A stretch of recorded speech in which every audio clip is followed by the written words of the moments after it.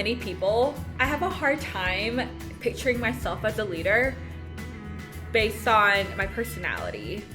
I mean, when you look at me, you see a bubbly, a positive woman who would rather listen than to talk. And for me, I always thought that a leader should be very outspoken and very dominant. But I think reflecting back on the assessments that I took, in particularly the Clifton Strengths, I learned that my strengths are as an achiever in the areas of harmony, focus, futuristic, and discipline. And these are areas that I think are very important as a leader. I mean, I may not be dominant, but at least I have what it takes to make sure that harmony is within the group and that we stay focused on our goals and that we're thinking about the future and what could possibly happen and that we're disciplined.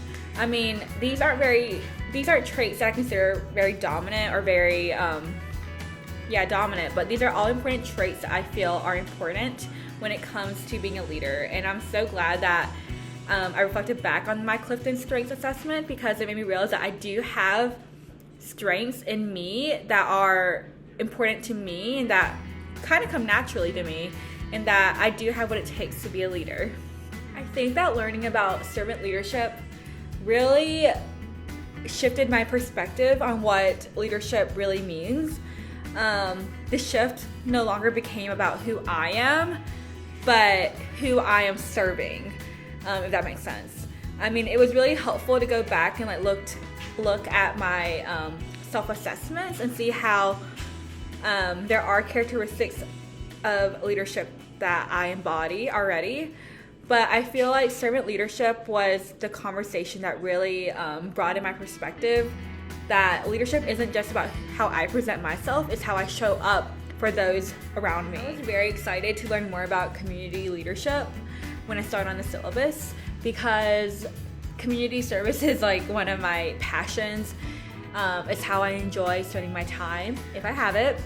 And it's just something that's always been very important to me since I was a middle schooler, high schooler, and a college student. It's something I wish I had more time to do now, but maybe I'll do it as a community leader. But I think when I think back on my own experiences, I realized that I might not have been, well, I definitely wasn't leading any of the projects, but I think I was still aware that there was a need and that there was a reason why I was there, and that I feel like that acknowledgement of just like being aware that you're there for a reason, you're not there just to check off boxes for community service, I think highlights, at least for me, that leadership skill was there all along. I mean, part of being a community leader is being an agent of change and not just, doing things for yourself. And so I feel like even in those acts where I was engaged in community service, where I wasn't leading anything, I was still part of that process of being a change agent because I was doing something for the better of the whole. And it's something that I want to keep enhancing or keep experimenting with in my future. I think there's so much that can be done in the community level, and I never expected OT to be able to work in that level. And now that I see the value of it and how our scope is extensive, I really want to continue being a change agent for communities that, especially communities that don't have that voice or are marginalized, or I don't know, I just want to be a change agent for them. And I know that involves me putting myself out there, and so doing the research, seeing what need is yet to be met, and going from there. And I definitely enjoyed our innovation and entrepreneurship class discussion. I think applying it to our own or our previous fieldwork experiences really had me thinking about how OTs can really be innovative and how they can propose innovative solutions to problems that may exist in their site. I talked about this in my other portfolios, but in my previous setting, there was only one OT in my site. And so using a business model that we learned about, I would definitely go in with a contracting, model where I try and recruit more OTs who work in this setting. I'm not quite sure, but I know there are so many logistical, businessy factors that go into where someone chooses to work. And I never got around to asking why my fieldwork educator was the only OT at the setting. But I think one way to, solve the problem of the lack of OT in the site is to contract for more. I don't know if contractors can be used as a verb like that, but I guess go in with that perspective and get more OTs on board that way. Just as being a leader, I think there are formal and informal supervisors as well. I mean, I look back on my some of my experiences in the past, and I have had to supervise groups of people, whether that was being a leader of an organization or being a camp counselor for a group of kids. I was in charge of overseeing their safety, the overall, trajectory of if we were meeting our outcomes.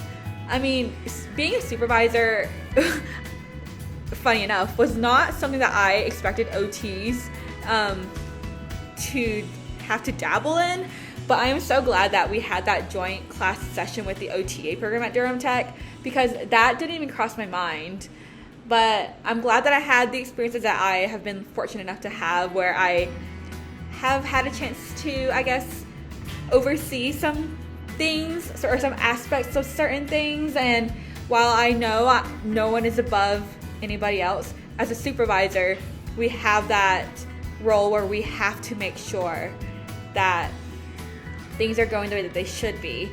And when it comes to OT supervision, I see myself going to heavily rely on the communication aspect and the respect aspect that was very emphasized in that class discussion, or in that joint class discussion, and just being true to who I am, of course, but also realizing that there is a standard that I have to uphold to being a supervisor. I think that's going to be a balance that I have to learn, but something that I need to consider now. I mean, I've been saying throughout this video, or throughout my reflections, is that being a leader means recognizing that you're not above anybody else and that you're doing things for the good of the whole. And that also applies to being a supervisor. I think perhaps the most important thing that I learned throughout these 7 weeks of this very fast course is that leadership happens every day. It happens to me every day.